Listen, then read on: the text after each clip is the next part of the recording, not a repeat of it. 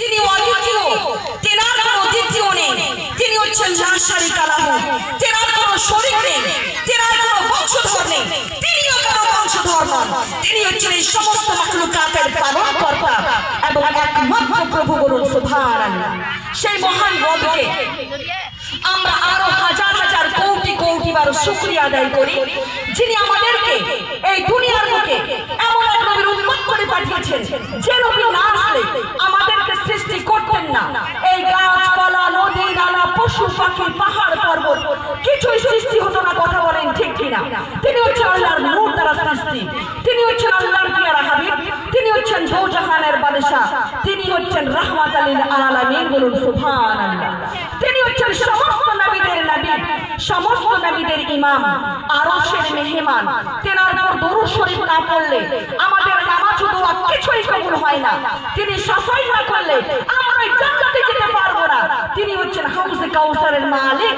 তিনি হচ্ছেন জান্নাতের পতাকাধার, শত্রুদের বিনাশকার, মামিনার নয়নের তারা, আব্দুল্লাহ জিনার পিতা, আব্দুল মুত্তালিব জিনার দাদাজান, আবু বকর সিদ্দিক জিনার শ্বশুরজান, মা খাদিজা এবং মা আয়েশা যিনি স্বামীজান, মা ফাতেমার যিনি আব্বাজান, শেরখুদা হযরত আলী যিনি শ্বশুরজান, ইমামে হাসান, ইমামে হোসাইনের যিনি নানাজান, তিনি হলেন আমাদের সকলের হযরত মুহাম্মদ মুস্তাফা সাল্লাল্লাহু তাআলা আলাইহি ওয়াসাল্লাম।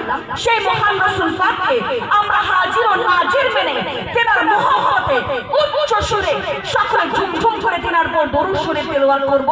সকলে বলুন আল্লাহুম্মা আমিন। এবং গোটা বিশ্বের সমস্ত হক্কানি ওলি আল্লাহদের দোয়ায় আল্লাহ আমার জবান দিয়ে কালিমাতে হক কথাগুলো বলার তৌফিক দান করুক। বলুন সুবহানাল্লাহ।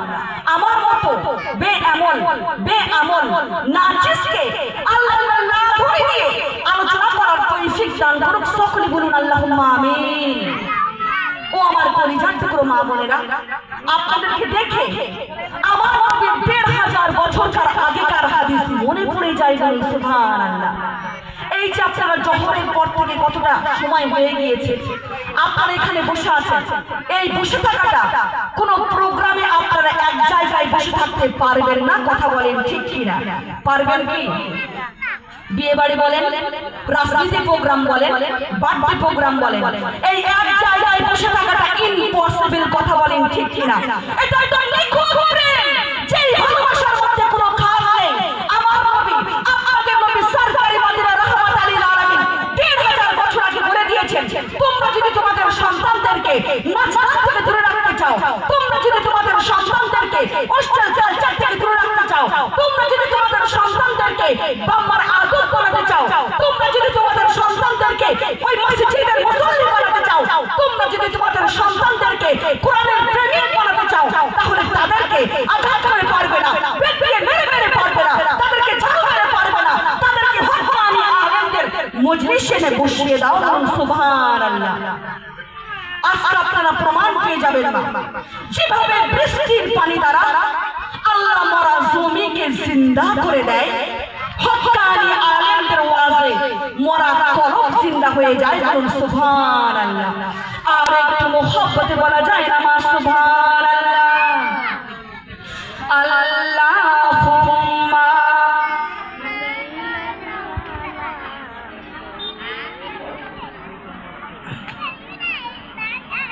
ওয়ালা আলি সাইয়্যিদিনা মাওলানা মুহাম্মদ। সকলে বলুন সাল্লাল্লাহু তাআলা আলাইহি ওয়াসাল্লাম। নবী আমার দুঃখের সাথী, নবী আমার কবরের বাতি। কথা বলেন ঠিক কিনা? নবী আমার দুঃখের সাথী, নবী আমার কবরের বাতি। যতই আসুক কঠিন বিপদ অন্ধকার রাতে,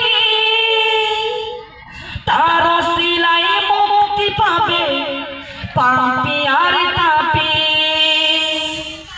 নবী আমার দুঃখের সাথী, নবী আমার কবরের বাতি। কিছু বলবেন গো?